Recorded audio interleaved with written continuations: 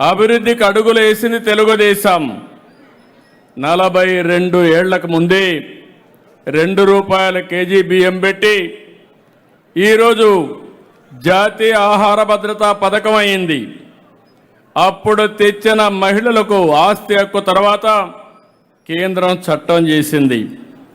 మహిళలు నాడు స్థానిక సంస్థల్లో కల్పించిన రిజర్వేషన్లు దశాబ్దాల తర్వాత 33% చట్టసభల్లో రిజర్వేషన్లు వస్తున్నాయి.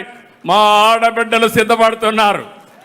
ఎప్పుడూ రానంతగా ప్రజెంట్ ఈరోజు చూస్తే ఎక్కువ ఆడబిడ్డలు వచ్చారంటే రాబోయే రోజుల్లో తప్పకుండా 33% రిజర్వేషన్లకు సిద్ధంగా ఉండే పార్టీ తెలుగుదేశం పార్టీ.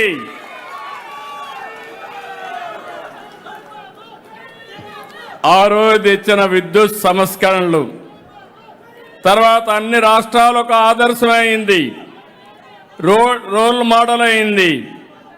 ఆ రోజు మనం ప్రారంభించిన పీపీపీ విధానం దేశ మౌలిక రంగాన్ని మార్చింది, సంపద సృష్టికి కారణమైంది.